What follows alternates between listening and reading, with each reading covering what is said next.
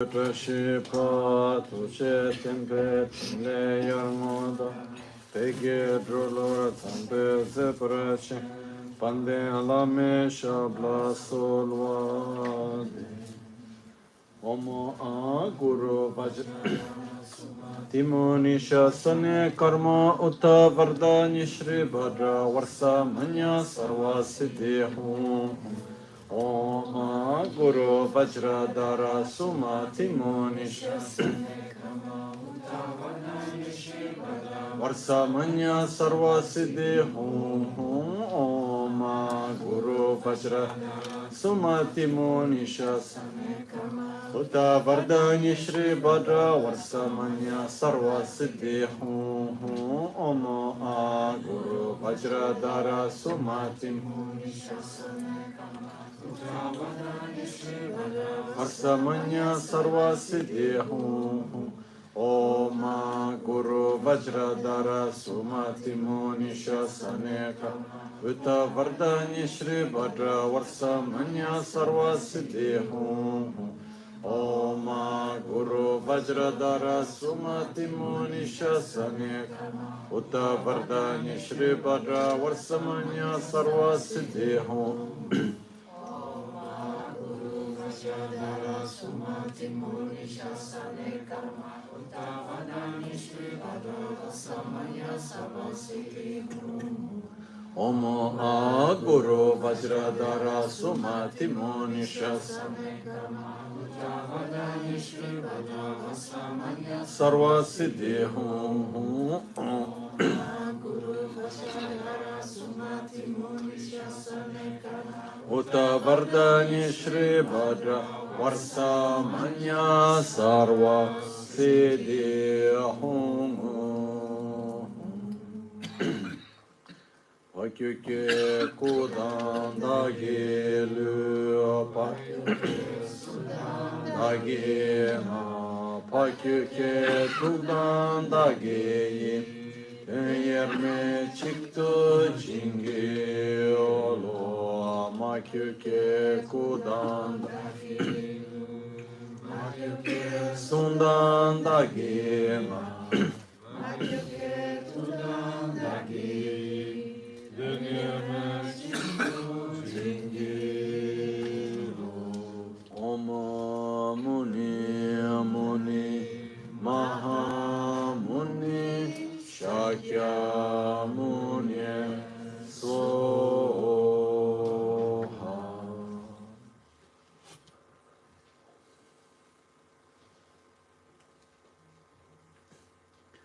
Sangye Chedan Soge Chedan Chanchu Pardo Dani Kyapsu Chi Dagi Jinso Gibe Sonamgi Rola Pinchra Sangye Drupra Shua Sangye Chedan Soge Chonamla Chancho Pardudani Kyapsuchi Dagi Jinso Gibe Sonamki Rola Pinchra Sangye Drupara Shua Sangye Chedan Soge Chonamla Chancho Pardudani Kyapsuchi Dagi Jinso Gibe Sonamki Drola Pinchara Sangye Druparsho.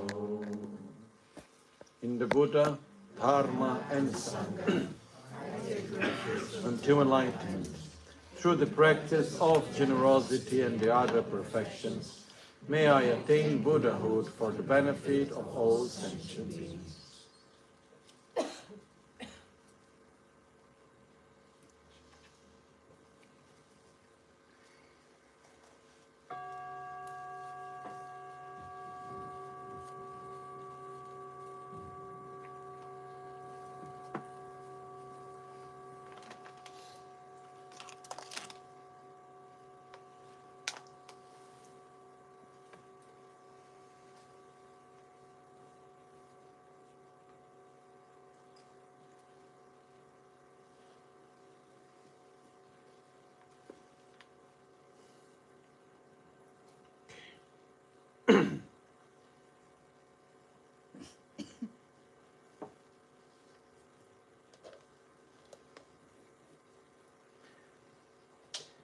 So, if we would ask, what is the main function of the Guru? Is to teach us, is to guide us, is to show us the path, is to bless us, is to be an example. What is the main function? Guiding. Actually, the main function is to bless. We can have someone that can teach us, can be a teacher, to give us knowledge. That's a teacher. We can have someone that will love us and will be there for us in the mean moments of need. It can be a good psychologist also. You know? Also a guru, but can also be a good psychologist or a friend and so on. But the main function that we expect that from the part of a spiritual guide is to bless. This is also clearly shown in the Guru Puja, when we have Tsok offering. First one is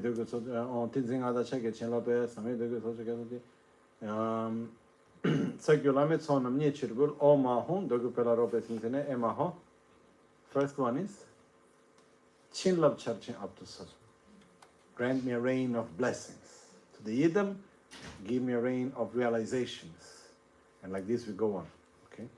So the main thing is that's why it is said that normally when we look for someone to guide us spiritually, it's not only a matter of finding someone that is able to teach well, but someone that have the realizations that we want to realize.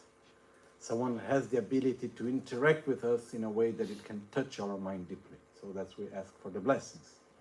I'm saying this because we have reached the moment of the practice where we have finished the 7 limbs. And now what do we want from Guru Tsongkhapa, Guru Buddha Lama Tsongkhapa? His blessings. So the blessings mainly here is we interact body with body, speech with speech, mind with mind. And trying to make it simple, it is like if we are in the presence of someone that is nervous and then suddenly we start slowly to feel nervous. If we are in the presence of someone that is very peaceful, this helps us to feel more peaceful. You know? So it's like if there is a vibration on a certain frequency, and then slowly we're able to vibrate in the same frequency. Okay? So similar to that, we imagine that as we do, first we request for the blessings with the mandala offering. And after having request for the blessings, the moment when we receive the blessings specifically. One thing about the mandala offering, which I think is very important, and I think in the translation, at least in Italian, there was a mistake like this in English.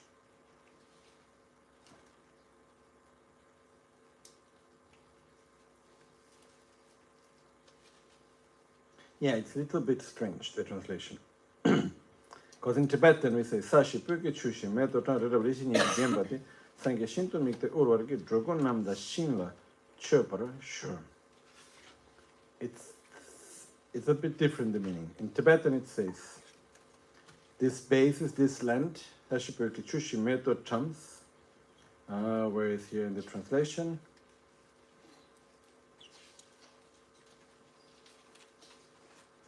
This mandala built on a base resplendent with flowers, saffron water and incense, adorned with the Mount Meru, the 4 continents, as well as the sun and the moon. Okay.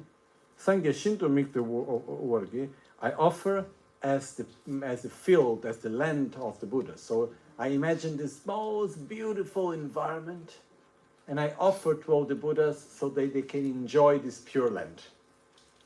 May, by the merits of this offering, may all beings enjoy such pure land. Okay? Drokun namda shingla chöpar shu. May all beings, drokun means all beings, namda xing means pure land. La, to, chöpar shu means to enjoy, to experience. So basically the meaning here is by the merits or the positive interdependence of offering to all the Buddhas a pure land, may all beings live in a pure environment. Okay? Which here, if you see by the virtues of offering to you, may all share in its good effects. It's not exactly. Okay? So it would be more correct to say, by making such offerings to you, O Buddhas, Guru Tsongkhapa, may all beings experience such Pure Land themselves. In another way, may the environment where all beings live be pure. This is what we are saying. So in a moment in which we have different problems regarding the environment, mandala offering becomes more important even. Because there's sort of this interdependence. I offer a pure environment, and then by this create a positive interdependence so that everyone can experience such good environment. We make this dedication also. Okay? So we make the request for blessings as the mandala offering, and then after we do the mantra recitation. And as we do the mantra recitation, there are basically there is the prayer to Lama Tsongkhapa and then the actual short mantra. There are different ways of making visualization. We will just go now briefly through one of them. Okay? And then after we will go right away to the foundation of all good qualities. And just one nice thing to know, when we say Mimet Seweterche Chenrezi Trimiken Bewampo Jambele and Dubumalo Jumsa Sameda, Kanchen Kibet Sugen, Tsongkhapa, Lo Sandrape Shabla Sowade. This verse originally was Kanchen Kibet Sugen Rendawa, not Tsongkhapa. The original verse. The original verse was Kanchen Kibet Sugen Rendawa. Then the last line I don't remember. Because Rendawa was one of the gurus of Lama Tsongkhapa. So basically, this verse was written by Lama Tsongkhapa to his guru. But when he offered the verse to his guru, the guru said, I am not worth of such great praise. And then he changed the verse and offered it back to Lama Tsongkhapa. He said, no, the verse is not really correct. So he changed. Instead of Kanchen Kebetsugyan Rendawa, he said Kanchen Kebetsugyan Tsongkhapa. Then Losandrakpa Shablo Sovadip, which is I request at the foot of Losandrakpa Sumati Kirti, no? Which is the name of Lama Tsongkhapa. So this also makes this verse somehow very important, because it said that it was written by two of the greatest lamas of Tibet history, Jetsun Rendawa and Lama Tsongkhapa. They did together this verse. Okay. So this is one of the most common prayers recited in Tibet since centuries, and actually quite powerful. But we need to make each one one's own experience. So, as we do the prayer mantra and the short mantra, Om Guru Vajradhara Sumati Kirti Siddhi Hum, we visualize in front of us Guru Buddha Tsongkhapa, and then from the 5 chakras of Tsongkhapa is coming light and nectar of the 5 colors, absorbing to our own 5 chakras. This is one of the visualizations, okay? There are different ways to do. This is one of them. And the important thing is, as we imagine the light and nectar coming, the white light and nectar coming from the crown to the crown, red from the throat to the throat, blue from the heart to the heart, yellow from navel to navel, and green from secret chakra to secret chakra. And as we go through that, just as in self-healing, we connect in each chakra with the different defilements and the different qualities. So imagine the white light coming, wisdom being developed, ignorance fading away. In the heart, we imagine the blue light coming, love and compassion and stability and joy developing, hatred, anger, nervousness, sadness, depression, so on, fading away. So we connect with these qualities, okay? And as we do that, we try by each one of the chakras, as we receive the light and nectar and we go with the mantra, we try to connect as much as we can, and we can identify with these qualities. So it's like, through the conditions of the blessings of Guru Tsongkhapa, I can develop love, compassion, stability, satisfaction, humility, generosity, and so on. We try to connect as much as we can with all the different qualities as we go along with the mantra. Okay? And it's like, there is one dynamic, which is that in order to eliminate darkness, we need to bring in light. We cannot eliminate darkness without light. So to eliminate anger, we need to bring in love and patience. So we focus on the qualities, and naturally, automatically, the defilements go away. Just like we bring in the light, and then the darkness naturally fades away. So making it breathe, if this is the moment in which we go and we try to identify ourselves with these qualities, we connect with the qualities again and again. Okay? So this is one part in which is the requesting the blessings. And I remain brief, otherwise we will go open here a whole door, and then we have a lot of things to say and to go through it.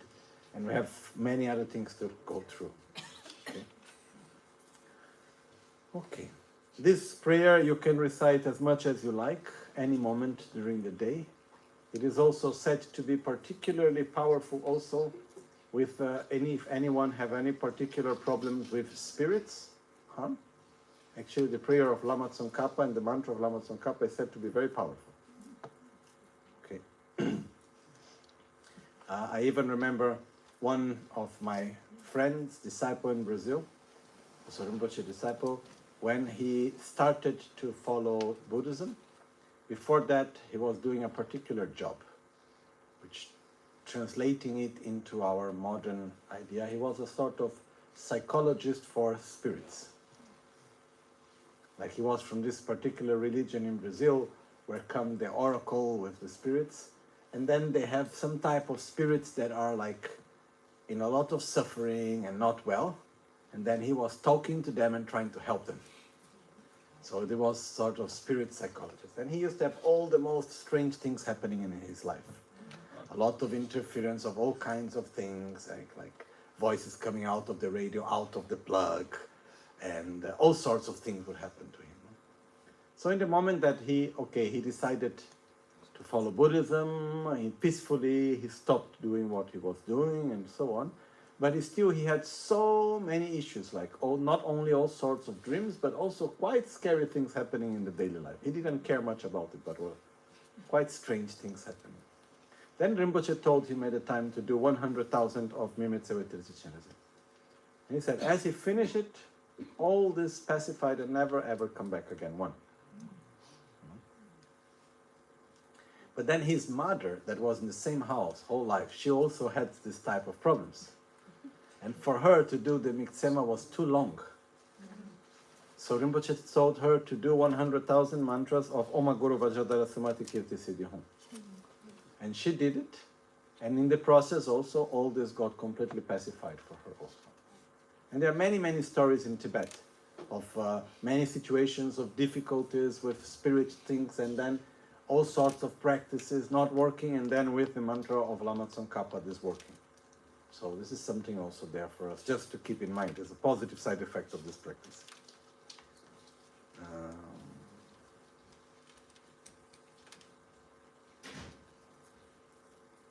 This also reminds me one small story like this. Also another friend, he was in the period of doing also Lama Tsongkhapa retreat, but he had at the same time a habit of using drugs. And he somehow tried to mix the drug with Dharma practice. So he would take the drug and then make the altar and do the visualization together with the drug and mix things together and like this and so on. And then one day, it was during Lama Tsongkhapa retreat period, then he was alone in the house, his wife was not there. So he said, today I can do what I want. No? Because normally when she was home, he could not take drugs. So he took there, and he prepared all the drug in front of him, everything. And he was about to do, and then as he had the drug in front of him, he saw in the wall in front of him Dorje Shuten, protector. He saw in front of him, saying to him, if you do this, you destroy your life. And then he looked, did I take already? No. No, he was checking why I'm seeing. Is this something which is related to, maybe I took the drug, so I go a little bit hallucinated, but actually not, I didn't take yet, and he was like, okay, wake up, and still was there. And he had this strong image of Dorje Shuten in the, manifesting in front of him in the wall, coming out and saying to him, if you do this, you destroy your whole life. That's the moment where he took everything, threw in the toilet, and never ever touch again.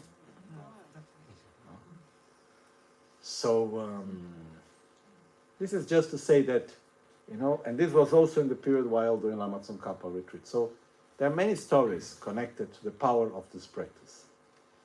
So this is something that we need to have our own experience of going through the mantra of Lama Tsongkhapa and doing it in our daily life. There are many, many stories connected to the power of it. Especially also, as I said before, to things more connected to spirits and these kinds of harms that we can have. Okay? So also, if someone is going through a particular moment with bad dreams and like negative thoughts that enter the mind out of the blue, sometimes this happens. You are like normal, then suddenly enter a thought of killing or something violence, this type of thoughts also. This can happen. In this case also, this mantra can help a lot. Okay? So on many levels. So this is something that, please, you make your own experience of reciting Lama Tsongkhapa's prayer and mantra. And then comes the next part of the meditation, which is the main subject of these 2 days, which is the foundation of all good qualities, the meditation on the gradual path to enlightenment. And this is the moment in which we do what is called in Tibetan Shargom, which is one of the forms of meditation that exist. Generally speaking, we have Chegom, Jorgom, and Shargom. These are the 3 types of meditation that exist. So one type of is analytical meditation, okay, Chegom. Then there is Jorgom, which is single-pointed meditation. And then there is Shargom, which, I don't know how to translate it, but it will be something like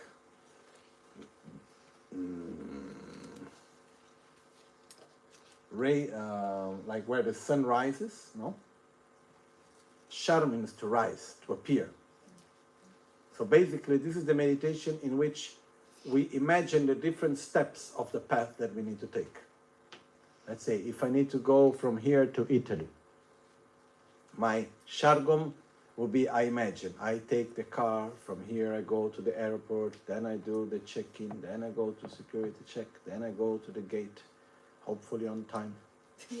Then I take the plane, then I go in, then I reach the other place, when I reach there, I take the car, then until I get home. I imagine all the steps that I need to do. Okay? And this is by going through all the steps. This is another form of familiarization. I familiarize myself with the steps that I need to do. So this is this type of meditation in which we enumerate the steps on the path to enlightenment, and we go through each one of them. Okay? This is called Shargom in Tibetan. Shar means to raise, like the sun rising. Gom means meditation. So we go to the different steps. So this is a moment in which we go through the different steps on the path to enlightenment, and not only we imagine them, but we imagine that we realize each one of the steps. So we request the blessings and we connect to that state of mind, even though we have not reached it yet. We imagine as if we had reached that state. Okay? And by this, we go through each one of the steps. So here is the text which is written by Lama Tsongkhapa. It's like the very, very short version of the complete gradual path to enlightenment. It's like the most essential steps on the path to enlightenment, in which Lama Tsongkhapa wrote step by step in the form of a prayer of requests of blessings. So we will go through it now. And some parts will go in more details, other parts in less. But this is in very briefly where all the different steps of enlightenment are there. So also it gives an overview of how the path to enlightenment is done. Okay. The reason why it's called the foundation of all good qualities is because this is the first line of the text. So the foundation of all good qualities is the kind and venerable Guru. That's how the text starts. So basically, the name of the text is given to the first line of the text. Basically, it is, I imagine that when the text was written, there was no particular title for the text. So based on that, they take the very beginning. It's the same thing as the Gande Lagema. Gande Lagema is the name of the text of the Guru Yoga of Lama Tsongkhapa, because it starts Gande Lagye Goenge tu Garne. So Gande Lagye Goenge tu Garne, Gande Lagye Ma. So it's like the one that starts with Gandelagya. This is basically. So here, in the same way, it starts Yönden Kungi Shi Gyurtinchenche. So Yönden Shi Gyurma. So basically, it's the foundation of all good qualities. But the reason where the name is coming actually from the very beginning, the first line of the text. Okay? But it is a gradual path to enlightenment, showing each one of the steps on the gradual path to enlightenment. And the very nice thing of this text is that it can briefly show us what are the steps that we need to follow. Okay? So we start with it. Yönden kungi shirgyur chinchenche, tsushin temba lamgit sawaru, lekpar tongne, beba tumai, guba chimba temper chingilob. The foundation of all good qualities is the kind and venerable Guru. Correct devotion to him is the root of the path. By clearly seeing this and applying great effort, please bless me to rely upon him with great respect. So, one nice thing is Lama Tsongkhapa put things in the form like of a prayer request, but it's showing what are the steps that we need to do. So the first step here, which is being shown, is actually for us to rely correctly upon our own spiritual guide. To rely correctly upon the spiritual guide, it doesn't mean that we put all the, expectation and all the weight on someone and say, okay, you are my guru, I put everything into you, everything depends on you. It's basically, we need to understand the nature of the relationship. This is one thing that is important.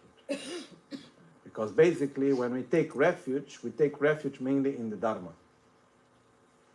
So, if we try to relate to the Guru without taking refuge to the Dharma, in the Dharma, it's like trying to relate to the doctor without taking refuge in the medicine and the treatment. I don't know if you have ever been to a doctor and not really taking refuge in the medicine or the treatment, just wanting a doctor to heal, to cure you. I see you here laughing. Maybe he had this experience of some people coming towards him. All the time. With this expectation, no? So I go to the doctor and I want the doctor to cure me. But what can I say if the person that wants to come to me, let's say I am the doctor, and someone comes to me and really wants to get cured, but wants me to cure, doesn't want to follow the treatment. What can I say? I am sorry. Unless you follow the treatment, you will not be cured. Because the role of the doctor is not of healing and curing anyone, is that of guiding through the process of healing, of helping in the process of healing, by taking the medicine, by changing the lifestyle, by changing the diet, by doing all the things that are necessary to be done. So when it comes to our own spiritual path, it's the same process. So it is important, first of all, we understand that we take refuge in the Dharma. Once we know how to take refuge in the Dharma, then there is much easier for us to take refuge in the Guru.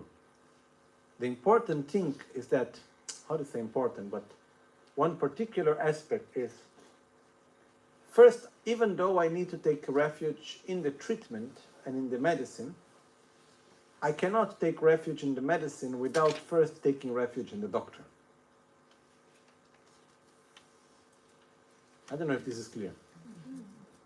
If I take refuge in the doctor and I don't take refuge in the medicine and the treatment, then I stop on one level and I cannot move on.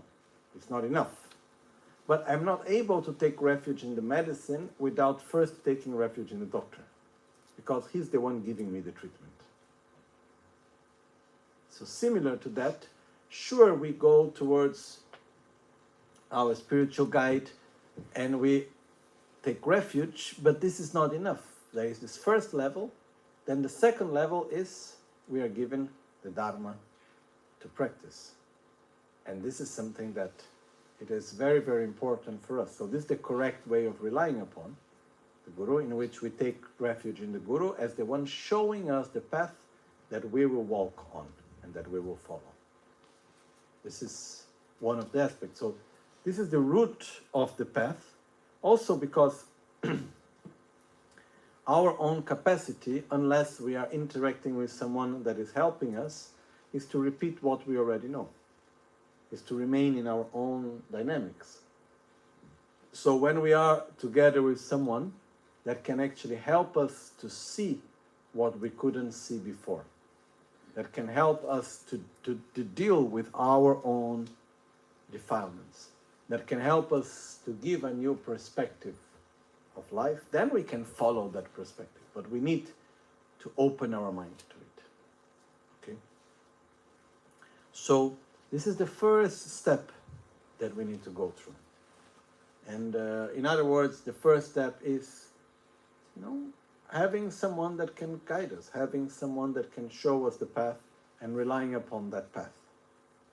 But it is important to understand that when it comes to that, it's not all about the Guru, it's about us following the path.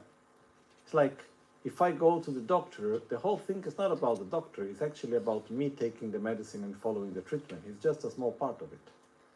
And very often we put all in the doctor, or we put all in the Guru, and looks like everything is all about the Guru. And the Guru, just as the doctor, is a facilitator. I don't know if this is a correct word in this way. But I think in this way, it's someone that is there to help us, to show us the path, to facilitate us on our path. But it's not doing anything other than facilitate, which is a lot, but cannot do more than that. Like, there is one verse from the text of Ignorance and Wisdom in which this debate, and then there is the moment in which Wisdom says to Ignorance, "Go away, what are you doing here?" Something like that. And then Ignorance answers back saying, "You think it's so easy, just as asking me to go away for me to go away? If it would be as easy as that, this is the main wish that all the Buddhas always have since beginner's time. And even though they may want me so much to go away, they cannot put me out, So stop saying this," something like that. Which is true. All the Buddhas can come and say how much they want me to be free from my own ignorance and selfishness and this and that. It's not enough if I don't do the process myself to move on with it. This is something that is very important. So, in this way, when we talk about relying correctly upon the Guru, it's not just a matter of finding someone and saying, "Oh, you are my Guru, now I am done, you can do everything for me." It's the beginning of a step, it's not the conclusion of it. And sometimes we have this attitude. It's like the same thing for doctors. There is this idea, "Oh, I am sick, I need to find a good doctor." Yes, I fully agree. But finding a good doctor is the beginning of a path. It's not the conclusion of it. Once I find a good doctor, then I need to go into the good treatment process. I need to follow it. And it's not going to be immediate, and it's not necessarily going to be easy. So, this is the first awareness that we develop. Okay? And here we remember that there are 3 conditions to be able to practice well the Dharma in our life. First condition is we need to have the minimum material needs to support our livelihood. Because if we don't have enough food, if we don't have enough material conditions, it will be very, very difficult for us to be able to connect to a spiritual path. Second, we need someone that guides us correctly on the path. And third, we need to have the wish and the joy in practicing. Because even though we may have the best material condition, we may have a wonderful gurus guiding us on the path, but at the same time we don't want so much to practice, it doesn't work. Okay? So once we have found someone that is guiding us correctly, we rely upon with faith, we cultivate that relationship both with thoughts and actions. We cultivate a relationship of faith, of respect, of gratitude, And here comes something that, for example, why do we respect? Why is respect important? One of the reasons why respect is important is because when I respect someone, I value what I receive. Okay, we keep the same example. If I go to the doctor, but I don't respect the doctor. Doctor said this, but I don't trust, it's not so good. But if I go to the doctor and there is this natural respect for the doctor, even though I don't like, but the doctor said, okay. There is some respect there for what has been said. We value it more. Similar to that, when there is strong respect to our spiritual guides, naturally we will value more what is being said, and it will be easier to put it into practice for our own life. So the respect is something that is important for us most than anything else. And here, when it talks about the part of how to rely correctly upon the Guru through our mind and through our physical actions, the physical actions, they are not the most important, but still they are important. I remember myself with Rinpoche, when I was very small, I was very formal.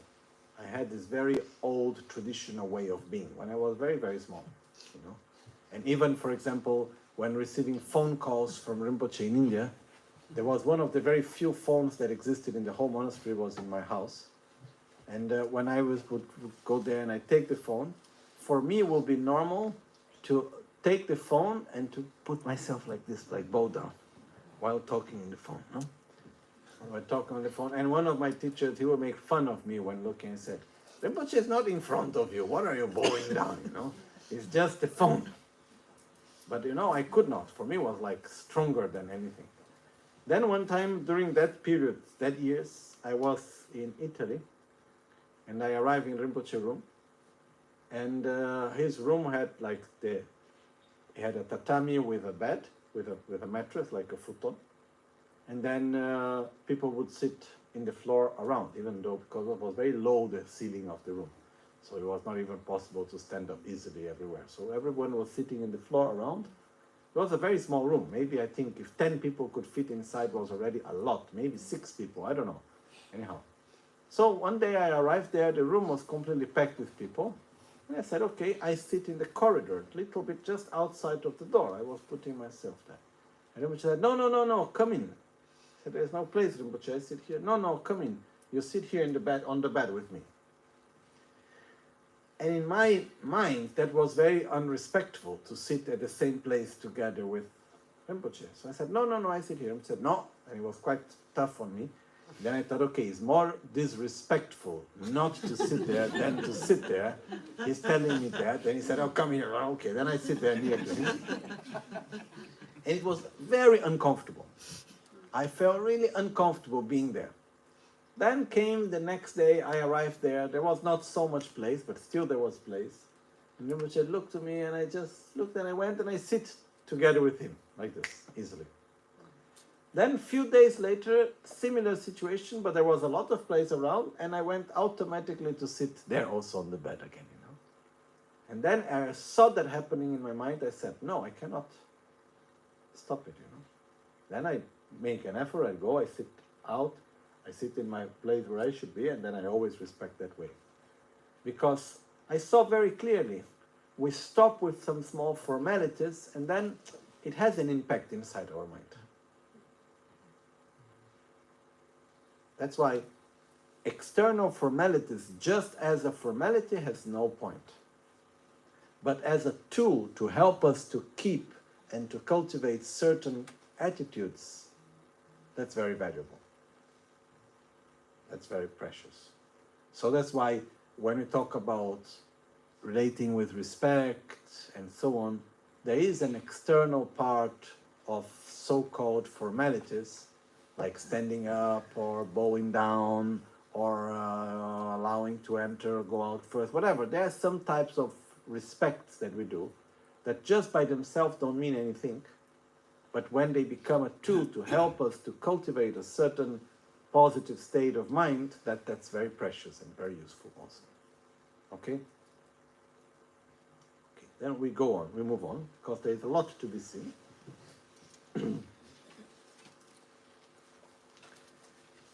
Once having relied correctly upon a spiritual guide, then we enter into the actual path.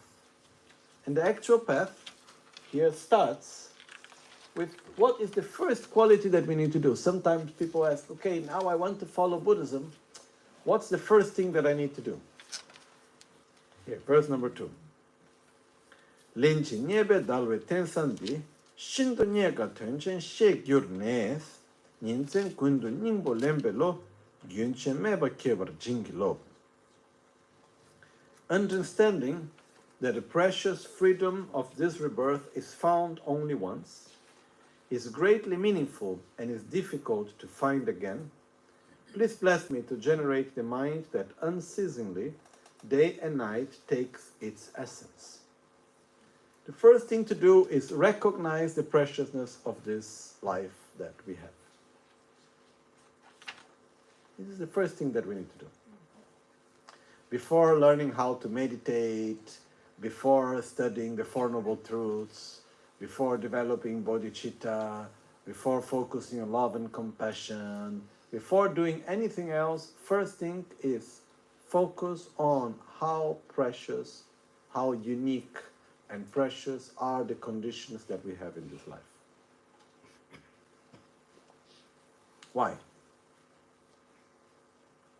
If we do not see the preciousness of this life, we will just continue on survival mode and we will not use it in a positive way because we just get busy with daily survival things. But when we see how special it is and we cannot lose this opportunity, then we really want to make a good use of it. Geshe Yeshewanchuk, who came to Holland, right? No, one of Rinpoche's gurus. He didn't come here in Manibhadra. Which he went to where? Okay.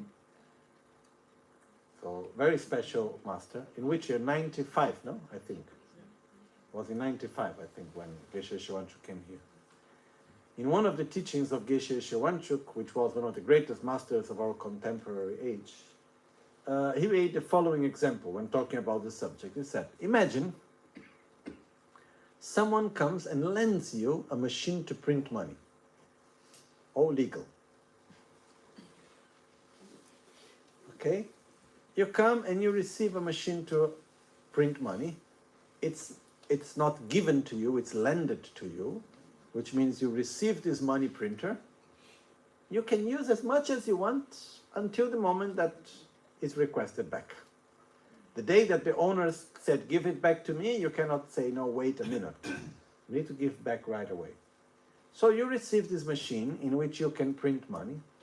You can do it legally. Everything is fine. What do you do with this machine? Where you place it in your home? In the storage room, and you say, no, now I cannot because I need to do this and I need to do that. Today I'm a little tired, some headache, I cannot print. Oh, I'm having going to this.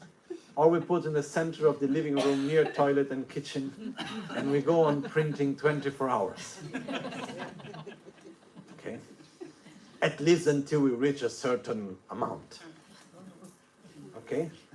So our tendency would be to print. And what would we say to someone that received this machine and, say, yes, that's a precious machine, but doesn't use it at all? Could we say this person is stupid and crazy? At least stupid?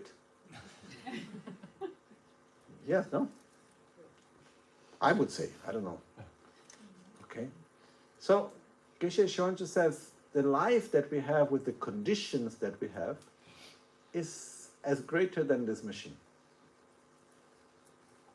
But the life that we have, it's not ours, has been lended to us. We think it's my life, no? Have you ever said my life? Yes. But what happens when the Lord of Death comes and said, give me back? Not yours. Even this body is not our body. It is made from our parents' body, the ovum and the sperm. And we just enter into it, But the point is that one day, Lord of Death, which is just a metaphor for death itself, will come and will say, give back to me this life. Ciao. Can we say to them to death at the moment, wait a minute, it's not yet my time. I need to print the other million I haven't finished yet. Oh, now that I want to make my life meaningful, you want to take away from me? Oh, it's finished. When it's time, it's time.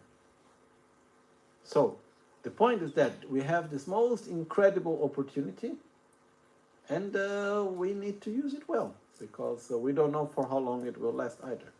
But first we need to understand that this opportunity that we have is unique and is special. Because these are two different characteristics. It is unique and is special. It is greatly meaningful and is difficult to find again. Okay, first let's see how difficult, how rare is the opportunity that we have right now. Just look upon, don't need to go to things that are like beyond our own possibility of understanding, like things regarding reincarnation and so on. Just look right now. In this planet Earth, where we live, we don't know how many planets exist, how many places there is life, and so on. But just let's think about what we can perceive and see in this planet.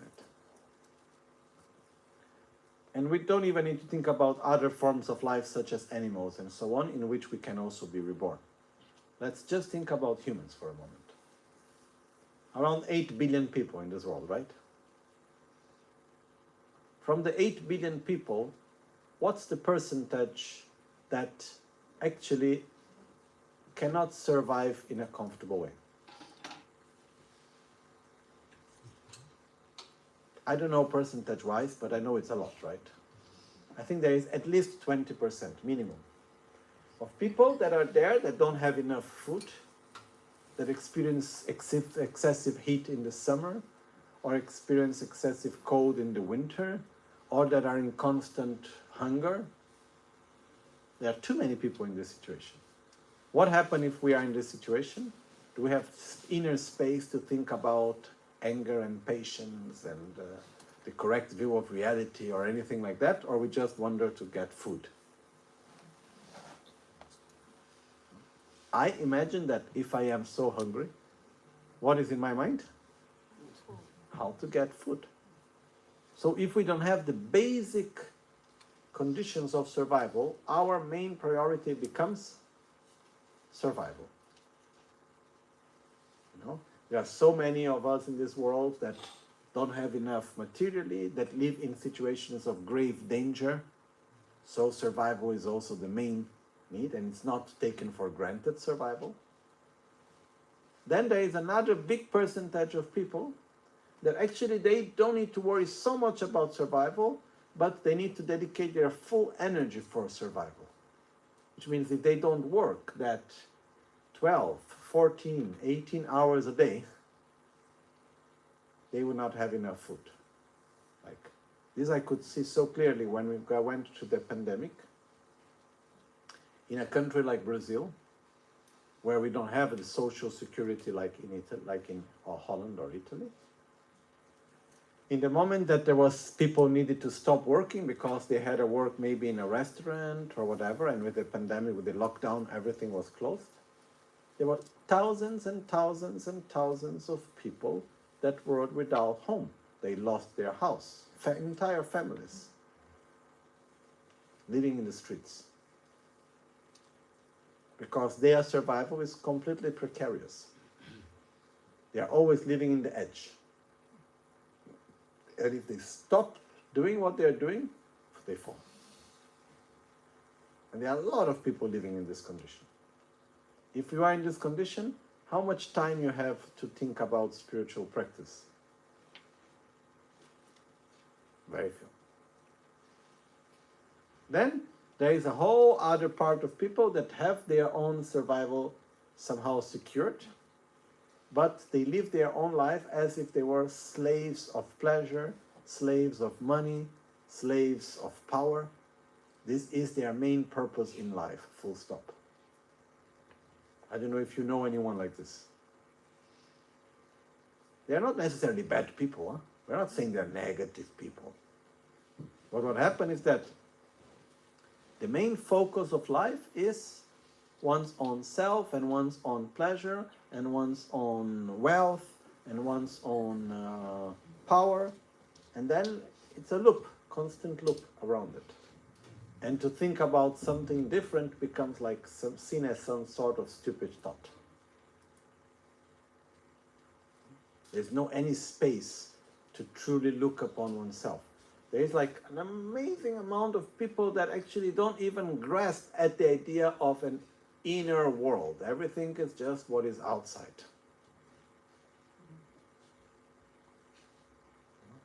Not to talk about all the people that are in wars, all the people that are living in with extreme sicknesses and so on, that have no any space for anything else.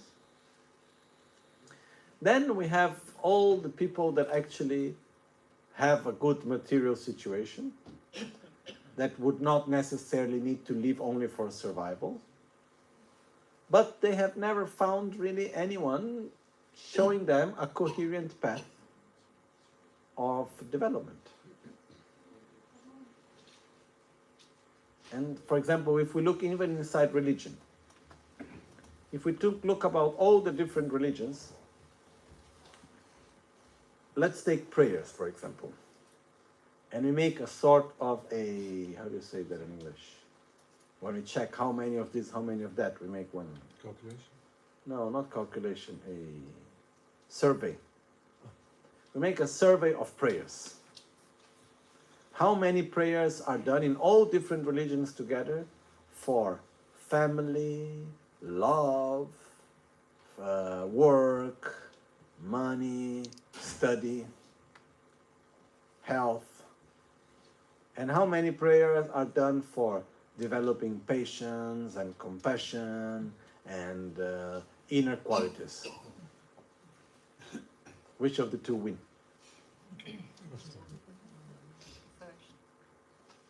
I think there is much more for health and for money and love and so on than anything else, right? So this is what? Using a spiritual method for mundane reasons. Simple as that. Nothing wrong with it, okay? So, my question is, from all the people that you know, what's the percentage of people that surrounds us in society that truly have an awareness for one's own inner development?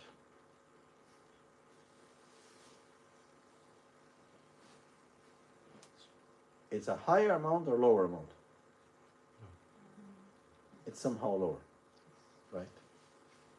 So, this is the first necessary condition. Have the minimum necessary material, and having someone, second condition, someone that guides us correctly on the path. Third, having the joy to practice, the joy to do something, to grow as a person, to walk on this path. And this doesn't necessarily mean being Buddhist, right? It can be in different manifestations. If we look in the society, having all these conditions is really a minority of the minority. So it's quite rare to have such conditions. Okay? And if we add on top of it the possibility of being reborn as all sorts of animals and so on, then the possibility becomes even much lesser. And what's the main difference between myself and any animal? The gross body, that's all. And consequently the gross mind. That's the main difference. No, nothing else.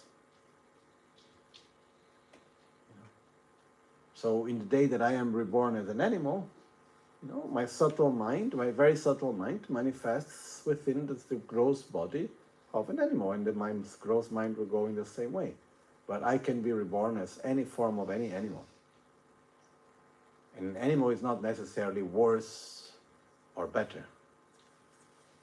And actually the animal realm is not so romantic as sometimes we see. When I think about the animal realm, when I think about my dogs, I said, oh, so cute, so nice, actually they are quite good and so on. But 98% of the animals, if not more than that, in this planet, live completely in concentration camps.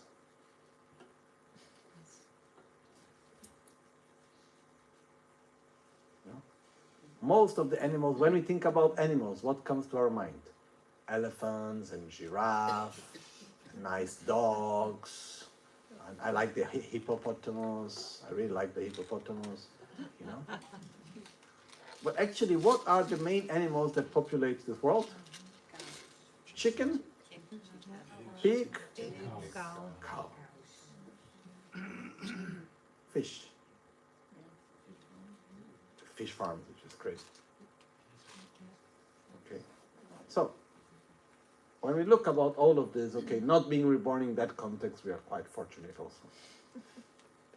Okay, so Buddha Shakyamuni described that it's so difficult to have this type of conditions that we have now, that it's similar to the possibility of having this, the probability of having such type of rebirth.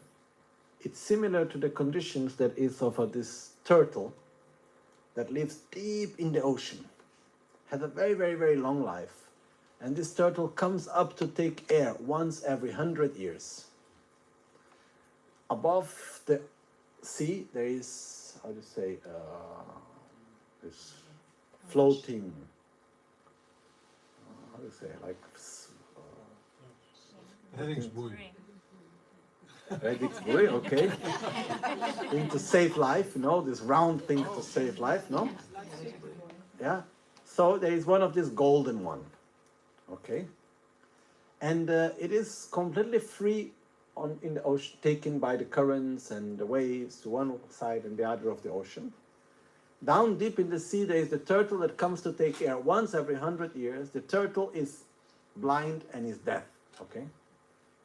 What's the probability of the turtle putting the head inside this golden ring?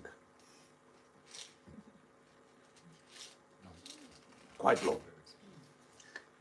These are the probabilities of having this type of conditions that we have now. This is the description from Buddha Shakyamuni. You know? And someone may say, oh, that's a bit exaggerated, come on. But when we really start looking, it's shocking. You know, I just came, like the trip that I had in the United States, going a little bit out of the normal place where I am. And you look around. Going into the small cities, it's shocking to see people are basically in the main survival mode and so on. Going to the big cities, you know, we are quite crazy. It's quite shocking to see what we do with our lives and how we relate to each other and how we live the life and how we create needs that don't exist and we enter into these crazy loops. It's quite shocking, actually. Like I was listening the other day to an interview some time ago talking about artificial intelligence, and then the guy was talking about that the technology is there, and that much sooner than later we will have robots in our house during our daily tasks, and we will be able to interact with these robots, talking to them, and having sentimental relationships with the robots also. And the guy making the interview said, oh, but it's not natural. And then the answer that this guy gave was, we are in the center of London right now. Do you think it's natural to have thousands of square kilometers covered with cement and asphalt? Do you think this is normal? Is this natural? No, but we get used to it and we make it normal. But it's not natural. So probably in the near future we will have our robot partners. And, you know. But this is another subject. It's not the subject of today. Okay? But the point is that, you know, when I look around society, I'm sorry to put into these words, I see quite a sick society. And we are quite very much into a loop of some sort of looking for comfortable survival and like addiction. It's quite serious. And we are not completely out of it. Huh? but somehow we have a little openness to look in a different direction. Otherwise, we would not be here today. We'll be doing something else. So there is some openness for something else. So when I look at the conditions that we have now, and I don't know why we have these conditions and not others, this doesn't make of any one of us better than anyone else. It just makes that we have better conditions. But it's quite rare. It's not obvious at all. It's not obvious at all. Even when I look inside the spiritual, so-called spiritual world, and I go to see different masters, different traditions, different contexts, some things it's very nice. There are other situations that I look and I say, oh, how lucky where I am. Because I would really be so happy to find even a better place. Not that I don't like where I am, but if I find another master, or I find another context that I said, oh, what I had was good, but this is better. Why not? But up to now, I have never found. Which in a way is a good sign. I saw people in this situation that they see something that they put their whole life into one system and then suddenly they look something else and, oh, actually that's much better. And then how do I move, and it's not so easy and so on. This reminds me of Kedrup Rinpoche. You know the story how Kedrup Rinpoche met Lama Tsongkhapa? The main disciple of Lama Tsongkhapa.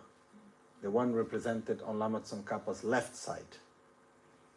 He is normally represented with a little wrathful face. He was a Lama from the Sakya tradition, if I remember well. Anyhow, another tradition. And he was already very much recognized and somehow with a lot of knowledge and a lot of respect in society, many disciples. He was already someone with quite a high status, let's put it in this way, in the spiritual world in Tibet. And then he started listening about Tsongkhapa, and then he wanted to check how was this Lama. So Lama Tsongkhapa was giving teaching. I think it was on Dreva Shedrak, the commentary on emptiness, anyhow. So there was this big assembly of disciples, and Lama Tsongkhapa was giving teachings, and then Kedrup Rinpoche arrived. And he came walking in the middle of everyone like that. And he came there to listen, to see what was about. But because he was such an important Lama, what he did, he came up the throne. Lama Tsongkhapa did like this. Okay. Made some space. And he sat together with him up there. And he said that he arrived and he put himself with quite an arrogant position. Lama Tsongkhapa was quite naturally, he put himself on the corner. Somehow he continued to give the teaching. And then it said that slowly as Kedrup Rinpoche was listening, his attitude started to change. He starts to look down and to be like this, go more to the side, turn like this. And then suddenly he went down, made 3 prostrations, sat there as disciple and never went away as disciple anymore. So, to have this capacity, I see the truth there and I follow, it's not obvious. I am a Sakya Lama, what I do with my tradition, what I do with my this and that and so on. There's also a very famous line of a text, now I forgot, I memorized these lines years ago in my studies, of one very, very famous Indian Vedanta master. And in a moment, he had a strong debate with some Buddhist masters, and he was feared by many Buddhist masters at the time because he would win everyone in debate. And he was very well versed in knowledge and so on. Then one day, for whatever reasons I don't remember now, he got locked up in a Buddhist library. And he couldn't get out. He was completely locked up there. And in the beginning, he tried to escape in all different ways, and he couldn't. Then one moment, he said, okay, I am here, what to do? Then he started taking some book and reading. And he started reading the sutras of Buddha and Buddhist books, and then he gets completely into Buddhism. And then he writes, by the end, I have no particular aversion towards Vedanta, or particular attraction towards Buddhism, but towards those that say the truth and coherent teachings, I prostrate. And so I prostrate to Buddha. And then he starts his own commentary on this text. Very beautiful, very special. He became an important master. So, it's to say that, sometimes even we may have a spiritual path, but we don't have the easiness to have a path that is coherent, and we find something different, but we are not able to go into it. So, it's not obvious having the conditions that we have. And up to now, wherever I went, whatever I saw, I always thought, wow, I am in a good place. So, it is quite difficult to have the conditions that we have right now. It's quite rare. And this is the part of the text which says it's difficult to find again. It's not easy to find these conditions. But it's also gratefully meaningful. Why are these conditions so special? It's not because something is rare that necessarily it is good, right? We can have a very rare disease and it's not good. It is particularly good, and it is said to be more precious than the wish-fulfilling jewel. What is a wish-fulfilling jewel? In the modern days, it would be a bank account with, let's say, 10 billion euros. Would that be enough to fulfill your mundane wishes? I think 10 million is a good number, no? 9, I'm not sure, but 10 should be enough. Actually, the problem is that when you really start thinking about it, then you start thinking, but what about a boat? But then it needs to be like this. But then to keep the boat, how much it costs? If you don't make the good thing from the beginning, then you can go bankrupt even after reaching there. Because there is no end of how much we want. But let's imagine a number that you can have everything you may ever wish materially. Still, it cannot give you satisfaction, it cannot give you love, it cannot give you stability, it cannot give you many special things. On the other side, having these conditions and using them well can allow us truly to develop patience, love, gratitude, stability, concentration, wisdom, compassion, altruism, bodhicitta, and so on. And can help us really to reach what we most want, which is to be happy and free from suffering. So it's more precious than even the greatest wish-fulfilling jewel.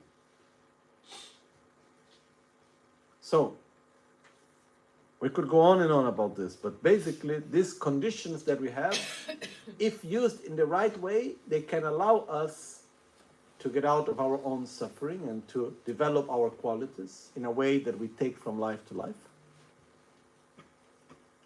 And it's extremely difficult to find these conditions that we have. So please bless me to generate the mind that unceasingly, day and night, take its essence. That without any doubt, see that I cannot lose a minute of this life. It's too precious. It's much more than having the money printing machine.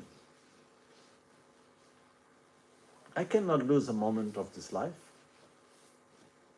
And even more than that, losing a moment of this life means not losing the moment, but actually walking in the opposite direction. Because when I am not familiarizing myself with something positive, normally what I am doing, I am in a neutral state or I am familiarizing my mind with something else. Normally we are familiarizing ourselves with something. So we have the opportunity truly to train ourselves in love, in compassion, in patience, in awareness, and all of this. And that's a very unique opportunity that we have. And we need to see the preciousness of it. So we realize this when we think about this life, the conditions that we have, and it brings us particular joy. Sometimes there is a mistaken understanding here, which we talk about the precious human rebirth. And we think that what is precious is to be reborn as a human full stop. And I don't think that. I can assure you that sometimes the rebirth as a dog, it's more precious than rebirth as a human. No doubt. Because as a human, we have very strong potential. If we use it wrongly, better not to be a human. True, huh? So, being a human by itself doesn't mean anything. I'm sorry to put it this way. What is very special is having the capacity to see the past, to learn from the past, to project myself in the future, which is a human capacity, and use it positively, to transform myself, to develop my qualities, to be in service of others. That's something that is really special. Otherwise, I'm not superior to any other animal simply because I am a human. Not at all. So, I personally really don't see it in this way. It's not because we are humans that we are special. It's not because we are humans that we are better than any other form of life of animals. Very often, many animals, such as dogs or cats or elephants or horses or many other animals, I can assure you they manifest much more qualities than many humans. So, it's not a matter of simply being human. It's a matter of being human and using the specific human characteristics in a positive way. If we know how to do that, we have immense potential. If we use it in a negative way, we have immense potential of using it badly. And I am sorry to say, most of us use our human potential not to create great benefit or to create great harm, but just to make oneself miserable. I'm sorry to put it this way. I can explain it. One of the main characteristics that we have as humans is our capacity to learn from, to re-experience the past and to project ourselves in the future. It's one of the main differences that is there between us and all the other animals. Okay?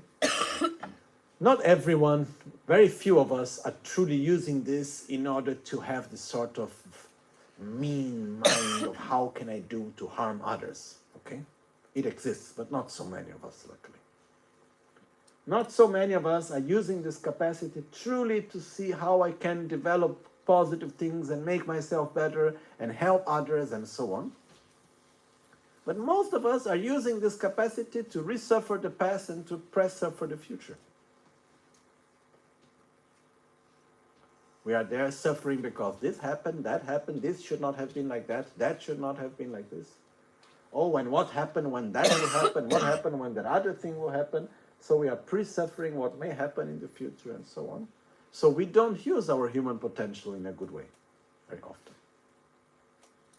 So we have a very special human capacity. We need to use it properly. And this is the meaning in this verse. Day and night take its essence. Don't let it go like this. Okay? Make one's own life meaningful. So the first step on the path is recognize the preciousness of what I have and have the urgency to use it meaningfully, not to let it go by. Okay, I think it's very clear, no? But this is something that we need to remind ourselves again and again, again and again, so that we don't forget, because we can forget it very easily. Okay? Once we have developed such awareness, then comes the second step on the path to enlightenment. And here we have two lines, two verses. Luso yowa chui chuburchi, nyurtu jikpe chiwa drembada, shiwe jesu ludan chimashin, karna ledre chishin trawala, nyepa tembo nyeni nyepe tso, trashin trawa namkya pongwa getso tada drubar chebala, takto pagdan dembra chingilo. There are two concepts here. This life is as impermanent as a water bubble. Remember how quickly it can decay and death comes. And the next subject is, after death, just like a shadow follows the body, the result of black and white karma follows. finding firm and definitive conviction in this, please bless me always to be careful, to abandon even the slightest negativities and accomplish all virtuous deeds. So first thing, these conditions that we have, this life that we have, how long will it last? Another question before that. Will it end at some point? Are we going to die? Any doubt? Sure? Sure? Yes? Sure, everybody will die here? Not here, right now, we don't know. But are we sure we are all going to die? Yes, right? Truly, no? Okay, that's good.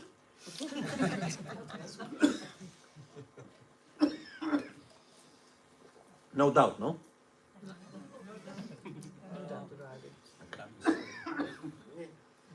Because it's strange enough, but it's not that obvious. Huh? Because when I ask you, are you going to die? The answer, yes. Where does it come from? The head, the chest, or the stomach? Where do you feel it coming from? It's mainly conceptual. I can tell you, if we really answer it from deep inside, we are not like just laughing normal. We start shaking. We start sweating. Something moves inside of us in a different way. I don't know how often it happened that you saw the certainty of your own death in front of you. Like not long ago, I almost had a car accident.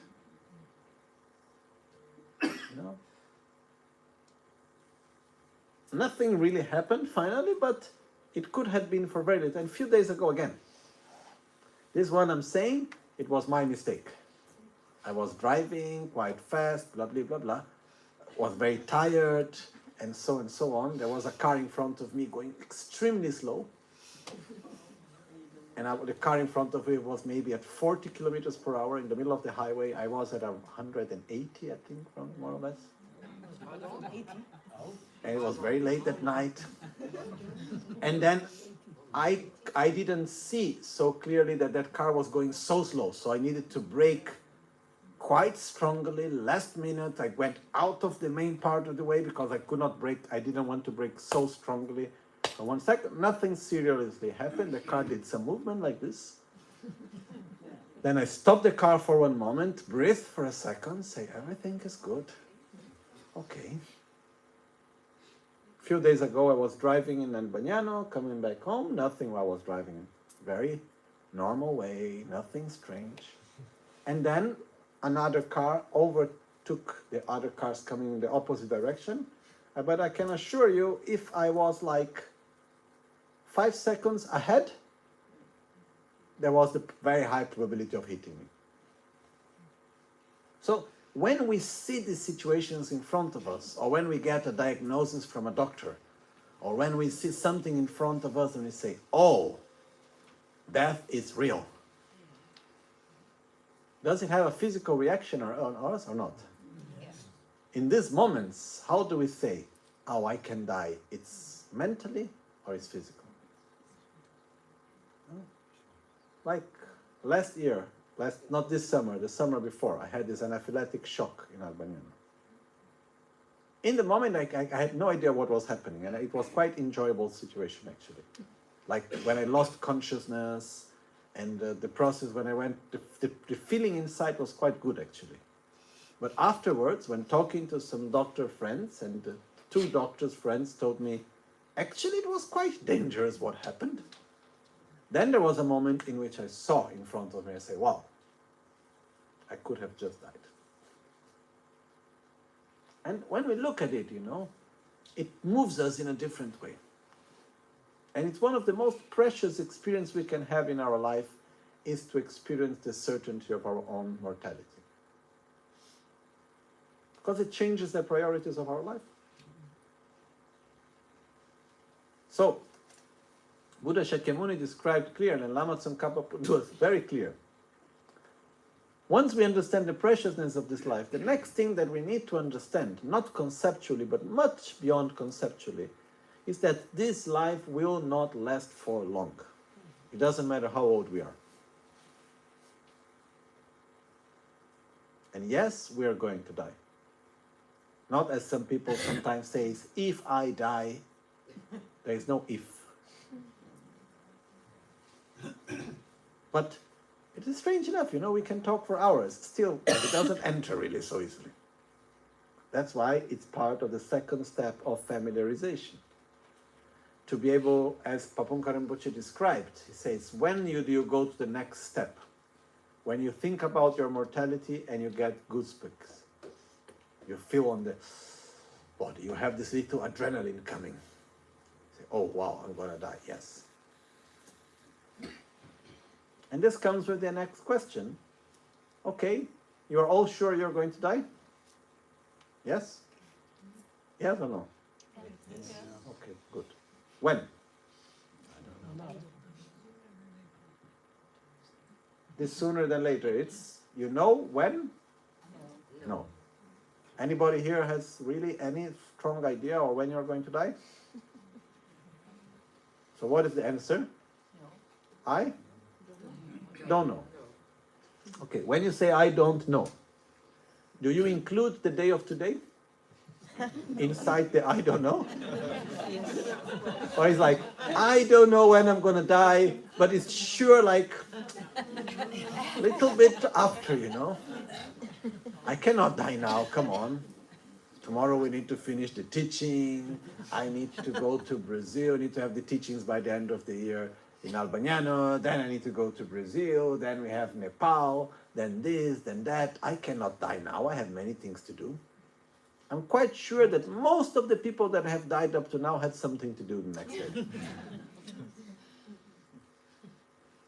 So if I go in front of the death itself, imagine death as a sort of being, and then we go to the so-called Lord of Death, Yama, and we go to Yama and we say, okay, okay, I understand I'm going to die, but I cannot die today.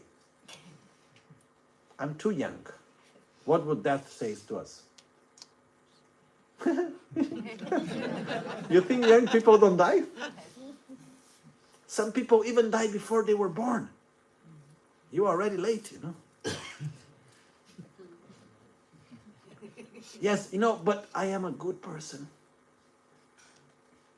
And then Dad would laugh even more. So you think good people don't die? Oh, but I have good material resources.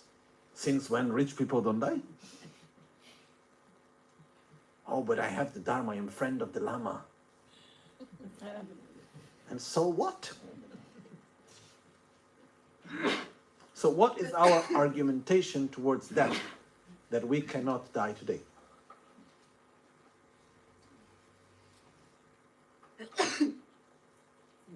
No, I could say, I don't have any danger lifestyle. I don't do strange things. I have a meaningful life. I do things like that. Okay, Geshe Shewanchuk, he died in the most unexpected way quite soon. Had a very meaningful life. And I can make a long list of people that had the most wonderful. Our friend Claudia Sobrevilla had a very meaningful life. She was responsible of helping and taking care of the elephants and protecting the elephants in the most beautiful way, the most beautiful person. In the very good moment of her life. Like this. From one day to the other. I am healthy. So what? So the point is, truly speaking, what is our counter argumentation to say, I'm not going to die today? There is some of the masters that says, when we go to sleep, we don't know what will come first, the next day or the next life. There was on the monastery one road, when you arrived at the monastery of Sera, which was quite dangerous because it was going down, and then in the lowest point it was having a 90 degrees turn. It was quite dangerous actually.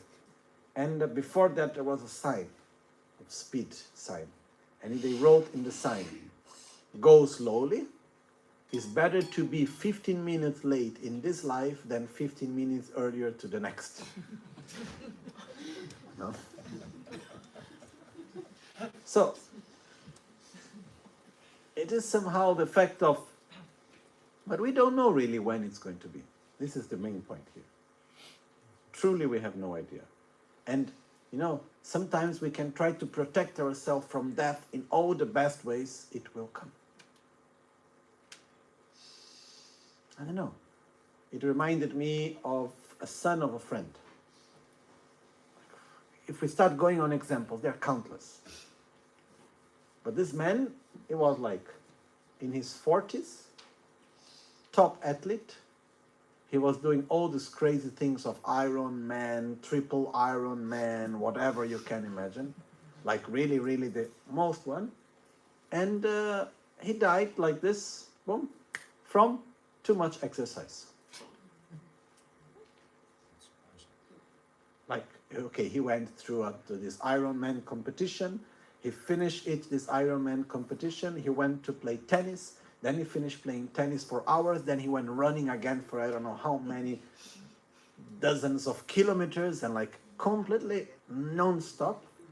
And then in the middle of all of this, he just went to the toilet and then had his heart stopped. Poof, like this.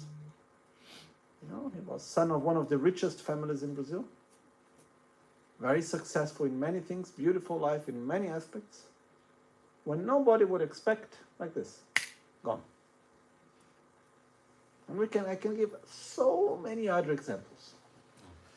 Rinpoche's attendant, Champa, in Milan, was there going to the Gompa to make water offerings. Then suddenly, ciao. Not even ciao, go. So, the point which I want to bring, I don't want to put fear in anyone. The point is that it's not having fear of death. It's having fear of not using one's own life meaningfully. Of allowing one day to go by after the other without truly looking for a way to make one's own life meaningful. Because Lama Tsongkhapa used the example that our life is like the bubble in the water in a river. Le sok yowa chui chuburshin. It's just like when you think, imagine a river, and then in the river there is a water bubble. How fragile is that water bubble? Extremely fragile. Any small thing, poof, it pops away. No? So our life is similar to that. Remember how quickly it decays and death comes. You know, sooner than we think, time is gone. And we become older, and then sooner or later this body, we will leave this body. And just to remind us, there is nothing wrong in dying. Nothing wrong in dying. The problem is not dying. The problem is living a meaningless life. It is a problem because there is a solution. So we cannot have any certainty, but on the other side, we can actually use our life in a meaningful way. And one of the things to do that, so the second step is to understand impermanence, not with paranoia, not with fear, but with the urgency to do something useful now. Because the problem is not that we are going to die, that's not the problem. The problem is losing this opportunity we have without having used it in the best way.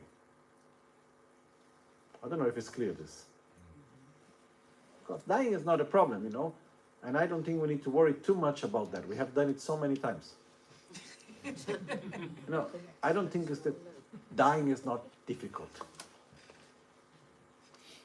The real issue is having this incredible opportunity and not using it correctly. Not using well the opportunity that we have now. This for me is the main point here. So,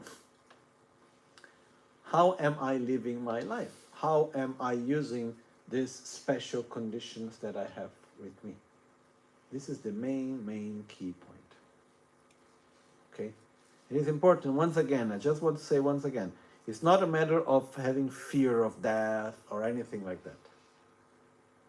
It's a matter of bringing us to our own reality in which you say, yes, I am going to die, and that's okay, that's fine, there's no any problem with it, but I cannot allow myself to go by with my life without using it in a meaningful way. Without trying at least to be a better person than the one that was born. Without trying at least to be a good interdependence in the world that I live. As we said yesterday, without trying at least to be part of the solution instead of part of the problem of the society in which I live. And by this we make this life meaningful. We don't need all to become very special people with special qualities and do great things for humanity. We need to be part of a positive interdependence in the best of our abilities. That's already a lot.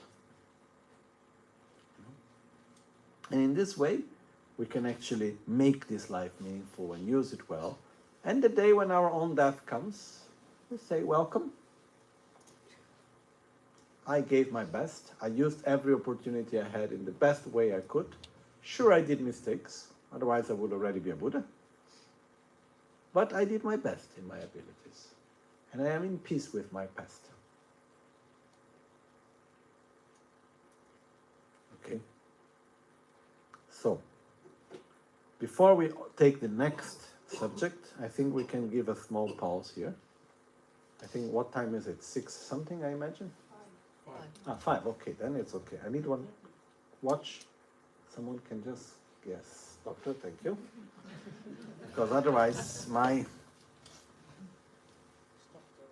The break would be now, from 5 to 5:50. Ah, break will be now. Yes. Yeah. Okay, then we make the break. Perfect time. Okay. No, make no. We make a short break and then we come with the next subject, which is karma. Okay? So you have a small break and then after we come with karma. Okay? Chetsun Lama Kotse Rapte Shin Namkra Chinle Chokchur Gepada Losan Dempe Drume Sasum Ge Drove Se Tauto Negiruchi Kewa Kunto Yanda Lamadan Drame Chikipela Long Sadan Lamgi Yunde Rabzone Dorje Change Koba Nyur Nimo Dele Sendele Nime Kuyan Delek Shin Imsen Taktur Delek Pek Kuncho Sumgi Chingi Lop Kuncho Sumgi Ngor Kuncho Sumge Trashi Shu. Okay, so we make short break, then we come back.